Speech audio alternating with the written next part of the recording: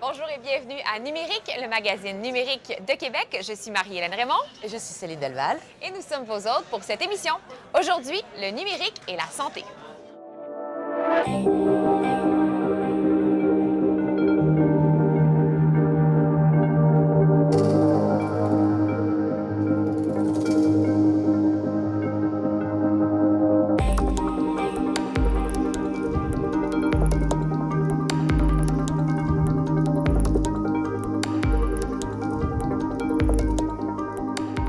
Bonjour Marie-Hélène. Bonjour Céline. Encore une fois, cette année, tu es ici au Québec grâce à la délégation de France. Alors, pas juste française, c'est une délégation de plus de 200 francophones, puisque le WAC est la première étape d'un nouveau parcours qui s'appelle le Parcours numérique francophone, l'Alliance d'événements numériques francophones, dont fait partie le Web à Québec, le Web Today à Nantes, mais aussi le Kick de Namur et l'Africa Web Festival d'Abidjan, en Ça Côte fait que d'Ivoire. cette semaine, oui, c'est vrai, parce que cette semaine, donc, pendant la semaine numérique, il y a des gens de Guadeloupe, de Madagascar, du Bénin, de l'île de la Réunion, de la Belgique. Bref, un beau rendez-vous francophonie numérique. C'est pour nous une belle occasion, tu vois, d'avoir des discussions et d'échanger sur notre façon de traiter le numérique et les nouvelles découvertes qu'on peut faire. Oui, puis dans tous les domaines, hein, innovation évidemment au niveau de la culture, du marketing, de la santé aussi. D'ailleurs, la santé, c'est notre sujet du jour, non? Sujet du jour, effectivement. Aujourd'hui, on va avoir plein de belles discussions sur les professionnels de la santé et les applications du numérique.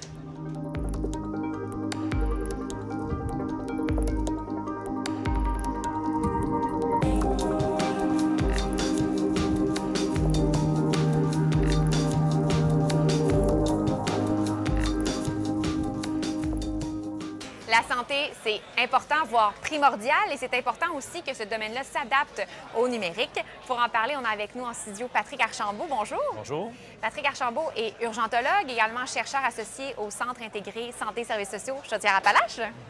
Alors, il y a deux facettes à votre travail, en fait, à la fois sur le terrain en tant que chercheur, le numérique, quel côté de la médaille?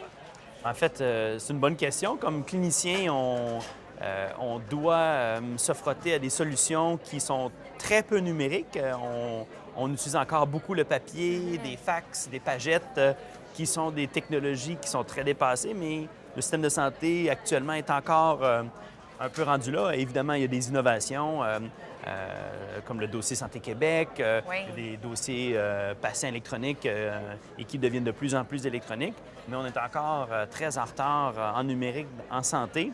Mais mon côté chercheur, innovateur, on tente de développer des solutions du futur qui vont peut-être réussir à régler plusieurs problèmes de communication, de partage de données qu'on a en santé pour aider les cliniciens, les professionnels de santé à mieux prendre des décisions. Comme chercheur, je travaille sur le développement d'un site web collaboratif qui veut partager des protocoles de soins qui sont un peu comme des recettes qui vont guider les professionnels de la santé dans leur prise de décision. Ce site web-là est construit un peu sur le concept d'un wiki, donc vraiment, là, c'est peut-être pas si innovateur que ça quand on pense à Wikipédia, mais appliqué au domaine de la santé, puis de rendre ça, l'innovation. Puis il y a quand Oui. même une innovation qui est tout de même difficile à mettre en place malgré toutes les bonnes idées qu'on a.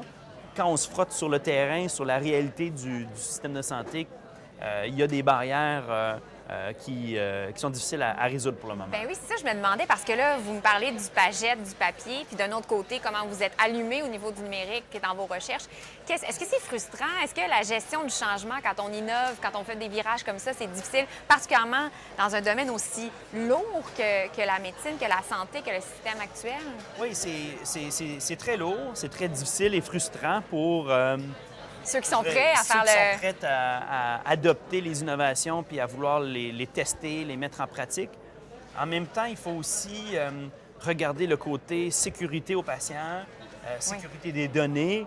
Quand on voit ce qui se passe un peu avec Facebook dans les dernières Cambridge semaines. Analytica, oui. Et même que Facebook et Stanford voulaient faire une association pour avoir accès aux données santé. Et la crainte que cela suscite auprès de la population, puis de façon justifiée, il faut y aller prudemment en santé puis de pouvoir s'assurer que ce qu'on veut implanter comme innovation numérique va vraiment aider les patients en bout de ligne et nuira pas à leur santé et à leur confidentialité aussi. Qu'est-ce qu'on veut justement implanter? Parce que là, on va regarder, là, le futur, c'est maintenant. Oui. Qu'est-ce qu'on veut implanter concrètement, par exemple? Bien, on entend de plus en plus dans la médecine du futur, la médecine personnalisée, qui vont puiser sur des données massives. Donc, de pouvoir accéder aux données personnalisées des patients pour être capable de mieux guider les soins et de personnaliser les soins à nos patients. Il va falloir trouver une façon, tout en respectant la confidentialité des patients, de pouvoir puiser dans le potentiel que le numérique pourrait offrir à nos patients. Un peu comme à la manière des plateformes de musique, par exemple, qui, à force que j'écoute le même type de musique, vont me suggérer des choses. Peut-être qu'à force de consulter pour tel ou tel soin, on va finir par... C'est clair qu'il va y avoir des systèmes qu'on appelle experts, des systèmes intelligents qui vont... Et en fait, ça existe déjà. Il y a des compagnies comme IBM avec leur plateforme Watson qui développent des super systèmes experts qui peuvent guider les prises de décision des médecins et des professionnels de la santé, pas juste les médecins, mais les autres professionnels ont aussi des décisions à prendre, et de pouvoir avoir le support de solutions numériques va offrir des améliorations au système de santé, de rendre le système de santé plus efficace, de permettre la fluidité de circulation des données pour être capable de prendre les décisions appropriées en connaissant le patient comme il faut. Si on pense un peu moins futuriste, juste au Québec, le dossier Santé Québec est quand même une innovation assez intéressante qui a eu lieu dans les dernières années, malgré toutes les difficultés que le DSQ ait pu avoir dans son implantation, les coûts et tout ça. On commence à voir un peu les bienfaits, je pense, de cette innovation-là qui nous permet, comme médecin, quand un patient vient à mon urgence, par exemple, et je veux savoir les tests de laboratoire ou les examens que le patient a eu dans d'autres centres hospitaliers, on peut accéder assez rapidement à leurs données en accédant au DSQ. Donc déjà, on voit ce changement-là qui porte fruit. Oui. C'est encourageant, pour toutes les autres choses que vous avez en tête au niveau de l'innovation. Merci beaucoup, M. Archambault. Merci.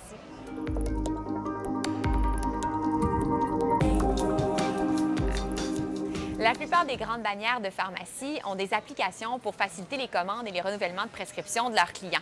Que ce soit Jean Coutu, Familiprix, Uniprix ou Brunet, les applications offrent pour la plupart les mêmes fonctionnalités. Elles permettent de vous créer un dossier santé où vos prescriptions sont conservées. Bien sûr, vous devez vous créer un compte. Grâce à la géolocalisation, l'application vous suggère sa succursale la plus proche et vous pouvez sauvegarder vos préférés. Il est possible de prendre vos prescriptions en photo pour les archiver dans votre dossier. L'application vous envoie des notifications pour renouveler vos médicaments directement via l'application. Pour vous, pour vos enfants, votre conjoint et parfois même vos parents. Elle vous rappelle aussi les doses des différents médicaments. Certaines de ces applications offrent aussi la possibilité de prendre rendez-vous avec votre pharmacien pour une consultation, de recevoir des rapports pour vos impôts et de faire le suivi de votre dossier santé. D'autres vous donnent des conseils santé et proposent un dictionnaire des différents médicaments. La plupart de ces applications sont disponibles sur les différentes plateformes mobiles. Rendez-vous sur le site web de votre pharmacie préférée.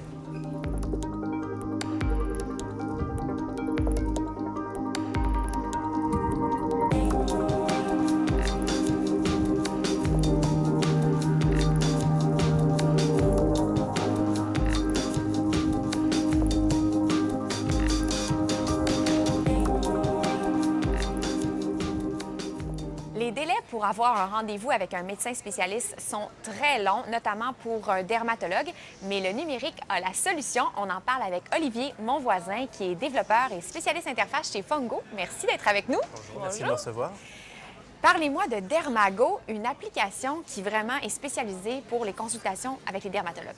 C'est ça. En fait, Dermago, c'est simplement la possibilité de consulter un dermatologue en ligne dans un délai très rapide, pour éviter tous ces problèmes de délai pour consulter un médecin. On sait à quel point ça peut être stressant d'avoir un diagnostic pour un problème de peau Donc avec Dermago, on simplifie le processus, on a accès directement avec un dermatologue du Québec. Dermago, c'est une application web, donc elle est disponible depuis n'importe quel appareil, un téléphone portable, une tablette ou un ordinateur. Donc à travers quelques questions simples, quelques photos, on permet de demander un diagnostic auprès d'un dermatologue et une vraie conversation se met en place avec le dermatologue. Est-ce qu'il faut quand même passer par un médecin spécialiste pour s'inscrire à cette Non, application-là? ce n'est pas nécessaire. OK. Actuellement, n'importe qui au Québec qui possède une carte d'assurance maladie peut faire la demande et depuis peu, ça a été ouvert aussi aux résidents de l'Ontario et du Nouveau-Brunswick. Qui sont les dermatologues derrière cette application-là? Est-ce que c'est tous les dermatologues du Québec, quelques-uns? Non, c'est quelques dermatologues. En fait, le projet a été initié par 3 partenaires, dont 2 dermatologues qui sont venus nous voir chez Fungo pour nous présenter leur idée. Et donc, au début, c'est seulement 2 dermatologues qui répondaient aux demandes. Ils l'ont ouvert depuis peu à d'autres dermatologues. Tranquillement, ils vont l'ouvrir à des dermatologues à travers les 3 provinces, donc le Québec, l'Ontario et le Nouveau-Brunswick. Donc là, ils sont en recherche de partenaires pour pouvoir l'ouvrir. Comment ça fonctionne? Alors, l'application, donc comme je disais, c'est une application web. Il n'est pas nécessaire de télécharger une application sur son appareil. OK. On peut le faire depuis n'importe quel appareil qui a un navigateur web. Parfait. Donc ici, pour le besoin de la démonstration, je le fais sur mon téléphone. Oui. J'ai déjà créé un compte comme la plupart des applications web. On peut créer un compte soit en créant directement un utilisateur mot de passe ou en passant par l'authentification Facebook ou Google. OK. Lorsque j'arrive sur Dermago, la première chose, c'est on doit présenter des termes légaux. Il faut que la personne comprenne l'engagement de Dermago au niveau de la confidentialité des données. Ouais. Donc ça, c'est très important. Donc ils doivent accepter ces conditions-là.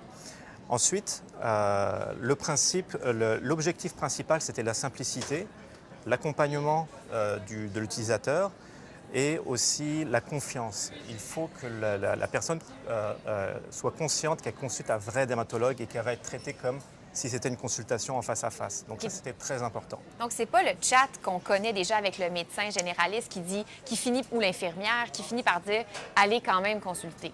On peut avoir une vraie Oui, diagnostic. la plupart des demandes sont des vrais diagnostics avec des prescriptions, si c'est nécessaire. Wow, OK. Si le cas est particulièrement pointu, il peut déclencher une consultation traditionnelle dans un délai très court. Donc, en quelques questions simples et directes, on obtient les informations du patient pour créer un dossier médical. Tout d'abord, c'est très important, avec le numéro d'assurance maladie par exemple. Et ensuite, on complète une demande. Et la demande, le cœur de la demande, c'est la prise de photos. Donc avec l'appareil photo ou des photos qu'on a déjà prises auparavant, on peut insérer des photos à la demande. Ces photos doivent être de qualité évidemment pour le dermatologue. Lorsque la demande est complétée, le dermatologue reçoit la demande au complet, il est notifié. À partir de là, cette demande, il peut l'assigner. En fait, on a un dispatcher qui reçoit les demandes, il va les assigner à un dermatologue. Le dermatologue reçoit la demande, il traite la demande avec les photos. Au besoin, il peut communiquer à travers une messagerie avec le client. D'accord. Et il peut fournir un diagnostic et, si nécessaire, une prescription. Comment ça fonctionne pour la prescription? La prescription, il peut générer un PDF automatiquement avec les informations de la prescription qui sera envoyée à travers la messagerie. Comme on souhaite conserver les données de façon confidentielle, on évite de les envoyer par courriel. Il faut que l'utilisateur rentre dans son dossier patient pour obtenir la prescription, la télécharger éventuellement. Ce qu'on peut faire aussi, le dermatologue peut l'envoyer directement à la pharmacie. Lorsque l'utilisateur fait la demande, il peut compléter les informations de son pharmacien et là, on peut la faire suivre directement à la pharmacie. À terme, ce qui serait intéressant de faire, c'est que la livraison, la pharmacie puisse livrer directement à domicile, ce qui permettra à l'utilisateur de jamais sortir de chez lui pour faire sa demande. Et en quelques heures, quelques jours, il obtiendrait satisfaction. Sa prescription, Ouais, satisfaction, consultation en moins d'une semaine. C'est C'est vraiment intéressant. Merci beaucoup, M. Monvoisin. On souhaite que tous les médecins spécialistes emboîtent le pas sur une application comme celle-là. Merci beaucoup. À vous. Merci.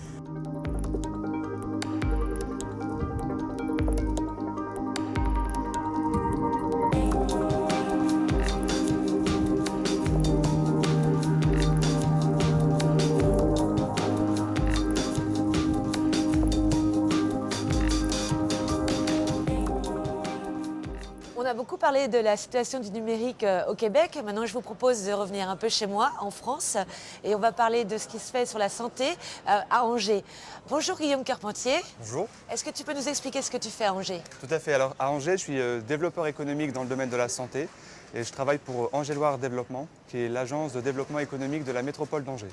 D'accord, donc aujourd'hui on parle santé. Quelle est la problématique que vous avez et vous essayez de résoudre sur la santé à Angers? Alors, actuellement, la problématique au niveau de la population de la métropole d'Angers, c'est qu'on a une diminution du nombre de médecins disponibles, une augmentation du nombre de patients parce que la population augmente. Et en parallèle, on a un vieillissement de la population qui modifie justement la manière dont les maladies chroniques doivent être prises en charge. Donc ça change en fait la politique de prise en soin de la ville sur Angers. D'accord, alors vous, qu'est-ce que vous faites pour améliorer tout ça? Alors nous, on est là justement pour pouvoir identifier les besoins qui nous sont remontés du terrain et puis pour accompagner les apporteurs de solutions, justement pour leur permettre de développer leurs projets de création de nouveaux dispositifs, de les faire connaître auprès des utilisateurs finaux et justement de pouvoir créer un écosystème où le développement va se faire de manière plus rapide et directement auprès des patients. Est-ce que tu peux nous donner un exemple, par exemple, de projet que vous accompagnez? Tout à fait.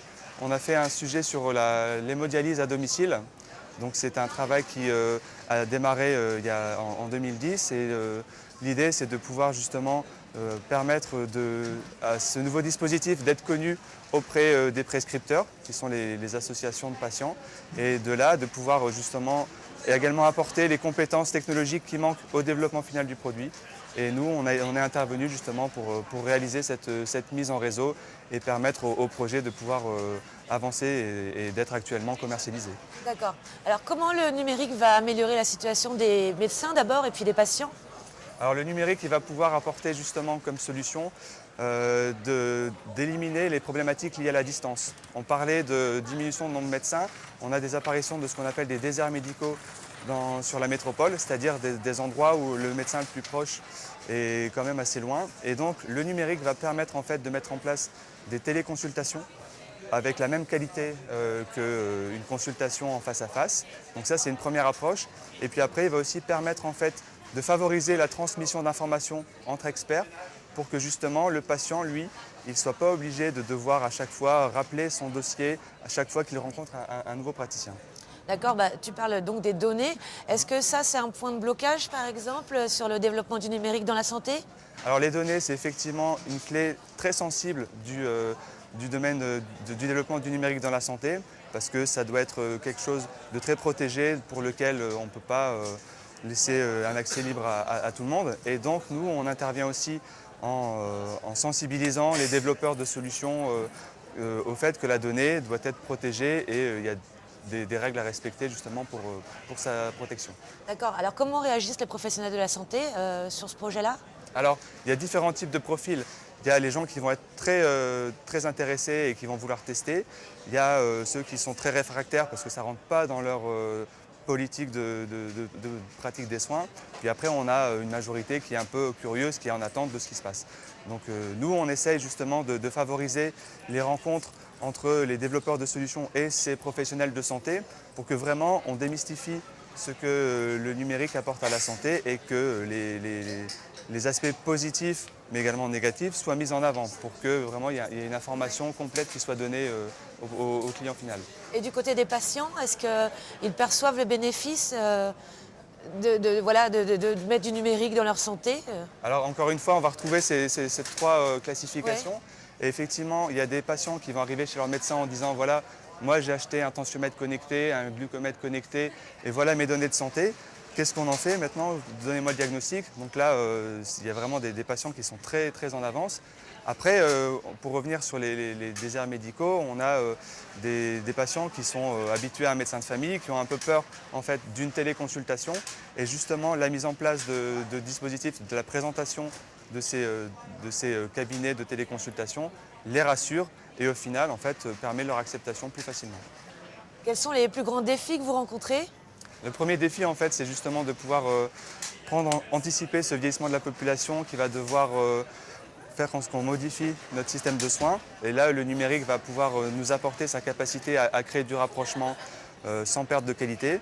Et puis l'autre défi, c'est aussi de favoriser l'émergence de ces projets, de ces solutions de santé numérique, justement en faisant gagner le plus de temps possible entre le développement du projet et la rencontre avec les partenaires industriels et les clients finaux.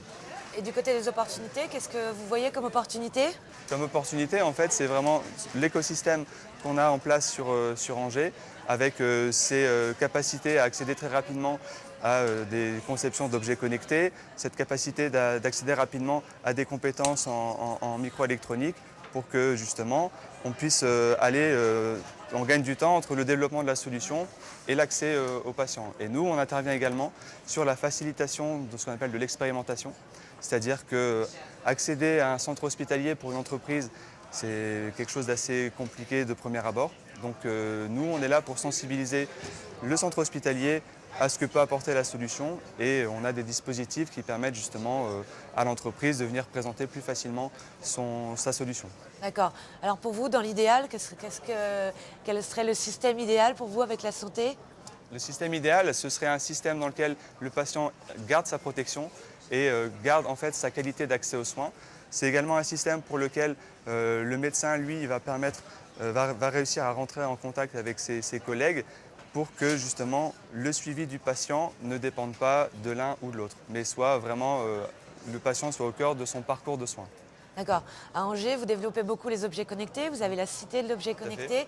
Donc ça, c'est en très fort développement aussi, ces objets-là? C'est effectivement une opportunité de pouvoir accéder très rapidement à du conseil pour les développements d'objets, parce qu'il faut voir qu'il y a beaucoup de solutions qui viennent de professionnels de santé qui ont les capacités en termes de soins, mais qui n'ont pas du tout de compétences en électronique. Et donc, les relais comme les réseaux thématiques comme WeNetwork et les boosters industriels comme la Cité de l'objet connecté sont là vraiment pour permettre au projet de prendre toute sa dimension. Et ça, c'est vraiment un réel atout pour Angers.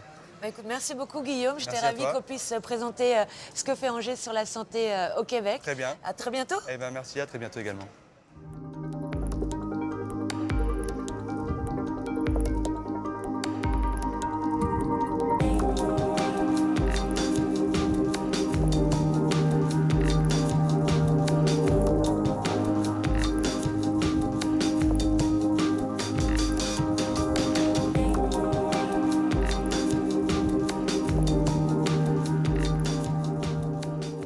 Dialogue, c'est une clinique médicale virtuelle complète pour les entreprises et leurs salariés, où ces derniers ont accès aux conseils de professionnels de la santé. Cette application offre aux employés des entreprises abonnées la possibilité de demander conseil à une infirmière via la messagerie texte intégrée. Si l'infirmière ne peut pas répondre aux questions du patient, elle réfère ce dernier vers un autre professionnel de la santé, médecin de famille, spécialiste, psychologue, etc. La consultation médicale peut se dérouler sous la forme d'une conversation vidéo encryptée à même l'application. Et au besoin, le médecin consulté peut même prescrire et renouveler un médicament à distance. L'équipe en place fait des suivis rigoureux auprès des patients et les aide aussi à naviguer dans le système de santé. Le prix de l'abonnement est un montant par employé par mois et varie selon la grosseur de la compagnie et comprend accès pour la famille immédiate, clavardage illimité, consultation illimitée avec le personnel infirmier, consultation illimitée avec les médecins généralistes et livraison gratuite des médicaments. Initiative d'ici, Dialogue est une clinique privée virtuelle complètement adaptée à notre système de santé. Pour en savoir plus ou inscrire votre entreprise, visitez dialogue.co.